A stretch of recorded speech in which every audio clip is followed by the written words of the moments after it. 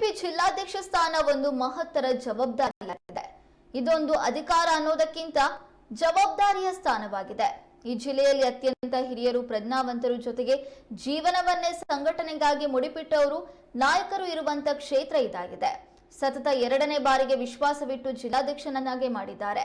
ಈ ಜವಾಬ್ದಾರಿ ಕೆಲಸಕ್ಕೆ ನ್ಯಾಯ ಕಲ್ಪಿಸುವ ದೃಷ್ಟಿಯಲ್ಲಿ ಹಿರಿಯರ ಮಾರ್ಗದರ್ಶನದಲ್ಲಿ ಪಕ್ಷ ಸಂಘಟನೆಗೆ ತೊಡಗುತ್ತೇನೆ. ಭಾರತದ ಉಳಿವಿಗೆ, ಅಭ್ಯುದಯಕ್ಕೆ, ಉಜ್ವಲ ಭವಿಷ್ಯಕ್ಕೆ ಮೋದಿಯ ಪುನರ್ ಆಯ್ಕೆ ಅತ್ಯಂತ ಅನಿವಾರ್ಯ. ಆದ್ದರಿಂದ ಪ್ರಾಮಾಣಿಕ ಕೆಲಸ ಮಾಡುತ್ತೇನೆ ಎಂದರು.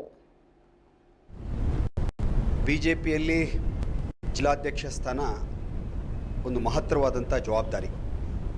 ಇದೊಂದು ಅಧಿಕಾರ ಅನ್ನೋದಕ್ಕಿಂತ ಹೆಚ್ಚಾಗಿ ಇದೊಂದು ಜವಾಬ್ದಾರಿಯ ಸ್ಥಾನ. ಅತ್ಯಂತ ಹಿರಿಯರು, ಅತ್ಯಂತ ಪ್ರಜ್ಞಾವಂತರು ಈ ಜಿಲ್ಲೆಯಲ್ಲಿ ತಮ್ಮ ಜೀವನವನ್ನೇ ಸಂಘಟನೆ ಕೊಟ್ಟಿರ್ತಕ್ಕಂಥ ಹಿರಿಯರಿರ್ತಕ್ಕಂಥ ಜಿಲ್ಲೆ ಇದು.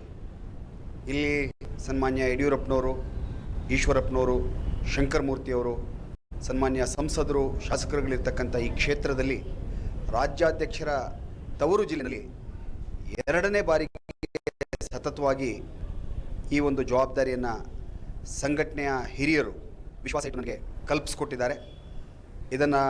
ಇದರ ಮಹತ್ವವನ್ನು ಅರಿತು ಇದರ ಜವಾಬ್ದಾರಿಗೆ ಅನುಗುಣವಾಗಿ ನಾನು ಕಾರ್ಯವನ್ನು ನಿರ್ವಹಿಸಿ ಇದಕ್ಕೆ ನ್ಯಾಯ ಸಲ್ಲಿಸ್ತಕ್ಕಂಥ ಕಾರ್ಯವನ್ನು ಮಾಡ್ತೇನೆ. ಎಲ್ಲ ಹಿರಿಯರ ಮಾರ್ಗದರ್ಶನ ಮತ್ತು ಆಶೀರ್ವಾದದಲ್ಲಿ ಅಂತಕ್ಕಂಥ ನಂಬಿಕೆ, ವಿಶ್ವಾಸ ನನ್ನಲ್ಲಿದೆ. ಆ ದಿಕ್ಕಿನಲ್ಲಿ ನಾನು ಕರ್ತವ್ಯವನ್ನು ನಿರ್ವಹಿಸಿ ಬರ್ತಕ್ಕಂಥ ಕೆಲವೇ ದಿನಗಳಲ್ಲಿ ಈ ದೇಶದ ಮಹತ್ತರವಾದಂಥ ಚುನಾವಣೆ ಇದೆ. ಈ ಚುನಾವಣೆಯಲ್ಲಿ ಭಾರತದ ಉಳಿವಿಗೆ, ಭಾರತದ ಅಭ್ಯುದಯಕ್ಕೆ, ಭಾರತದ ಒಂದು ಉಜ್ವಲ ಭವಿಷ್ಯಕ್ಕೆ ಮೋದಿಯವರ ಪುನರಾಯ್ಕೆ ಅತ್ಯಂತ ಅನಿವಾರ್ಯ. ಅದಕ್ಕೆ ಶಿವಮೊಗ್ಗ ಜಿಲ್ಲೆಯಿಂದ ನಮ್ಮದೇ ಆದಂಥ ಕೊಡುಗೆಯನ್ನು ನಾವು ಕೊಡಬೇಕಾಗಿದೆ.